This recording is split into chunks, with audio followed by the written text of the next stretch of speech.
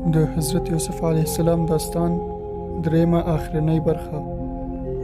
پاچا چې د حضرت یوسف علیه السلام له پوهې څخه خبر شو نو صدراعظم یې وټاکه. له موږ سره پاتې شئ او د داسې نورو تاریخي او معلوماتي ویډیوګانو د لیدلو لپاره د پښتو تاریخ چینل حتما سبسکرایب کړئ.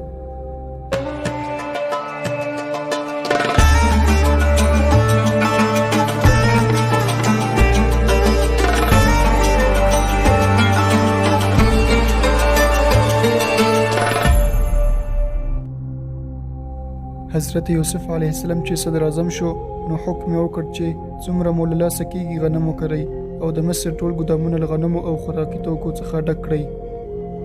7 کاله وروسته سخته وچکالي راغله او په مصر کې قحطي شوه، خو کومه کړنلاره چې یوسف علیه السلام سنجولې وه هېڅ چا په قحطي کې زیان ونه لید. حضرت یعقوب علیه السلام هم خبر شو چې د مصر صدر اعظم د نورو ښارونو له خلکو سره مرسته کوي، نو خپلو زامنو ته یې وویل تاسې هم مصر ته ولاړ شئ او څه غنم واخلئ، خو له ځان سره بنیامین وبوځئ. ورونه د غنمو د اخیستلو لپاره مصر ته لاړل. هلته د مصر صدر اعظم خپل ورونه وپېژندل، خو هغوی حضرت یوسف علیه السلام ونه پېژانده. حضرت یوسف علیه السلام ورته وویل د څه لپاره راغلي یاست؟ ورونو یې وویل موږ د حضرت یعقوب علیه السلام زامن یو او غنمو اخیستلو ته راغلي یو. البته یو بل وړوکی ورور هم لرو چې هغه مو له پلار سره پاتې دی.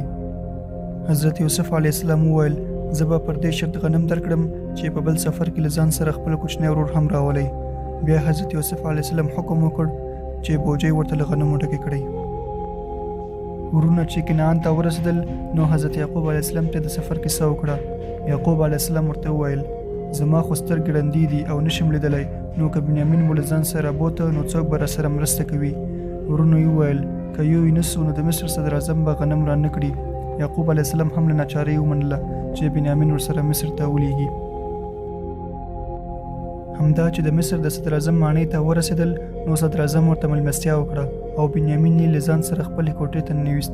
ورته یې وویل زه ستا ورور یوسف یم، خو د دې خبرې په اړه لا چاته څه مه وایه. او بیا یې د پلار په هکله وپوښت. بنیامین وویل ښه دی، خو دومره یې درپسې ژړلي چې د سترګو د دې له لاسه ورکړی دی. بله ورځ صدر اعظم حکم وکړ چې ورونو ته یې غنم ورکړي او دا چې بنیامین له ځان سره وساتي. نو د سرو زرو یو لوښی د بنیامین د غنمو په بوجۍ کې کېښود. د ښار پولیسو په تلاشۍ کې د سرو زرو لوښی د بنیامین په بوجۍ کې پیدا کړ.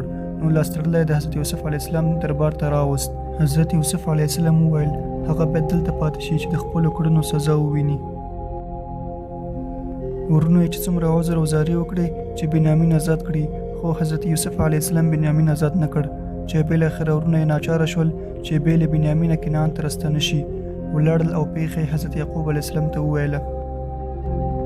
یعقوب علیه السلام وویل پرون مې یوسف له لاسه ورکړ او نن بنیامین، خو زړه مې وایي چې الله جل جلاله به دواړه په یو ورځ راکوي. د یعقوب علیه السلام زامنو بیا هوډ وکړ چې مصر ته ولاړ شي چې نور غنم واخلي او هم د خپل ورور احوال وپوښتي. نو چې کله مصر ته ورسېدل نو د مصر له صدر اعظم یې وغوښتل چې بنیامین راخوشي کړي. حضرت یوسف علیه السلام ورته وویل یادېږي مو چې څو کاله مخکې مو له خپل ورور یوسف سره څه وکړل او په څاه کې مو واچاوه. پوهیږئ چې پر دې کار مو په خپل پلار څه وکړل؟ مه حیرانېږئ، زه هماغه یوسف ستاسې ورور یم. ورونو یې چې حضرت یوسف علیه السلام وپېژانده نو سرونه یې له خجالته ښکته واچول او چوپ شول. حضرت یوسف علیه السلام چې د خپلو ورونو غمجن څېرې ولیدلې نو ویې ویل ومې بخیلی، هیلهمن یم چې الله مو هم وبخي. او بیا خپل کمیس ورکړ چې پلار ته یوسي او پلار له ځان سره مصر ته راولي.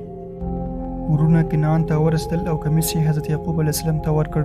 حضرت یعقوب علیه السلام کمیس له خوشحالۍ په خپلو سترګو وموښود او د سترګو لید یې بېرته راوګرځېد او له خپلو زامنو سره مصر ته ولاړ. حضرت یوسف علیه السلام کلونه د خپل پلار تر څنګ او له خپلو ورونو سره په داسې حال کې چې د مصر صدر اعظم و ژوند وکړ او د پلار تر مړینې وروسته په 120 کلنۍ کې ومړ او د حضرت ابراهیم علیه السلام د قبر تر څنګ یې ښخ کړ. ویل کېږي چې زلیخا چې خپله شتمني، ښکلا او د سترګو لید له لاسه ورکړی و د حضرت یوسف علیه السلام په دعا بېرته راځوانه شوه او له حضرت یوسف علیه السلام سره یې واده وکړ چې د هغوی 2 زامن افرایم او میشه او یوه لور حما د دې واده پایله وه. زلیخا د حضرت یوسف علیه السلام تر مړینې وروسته دومره وژړل چې د ژړا له امله مړه شوه. زلیخا یې هم د حضرت یوسف علیه السلام د قبر تر څنګ ښخ کړه.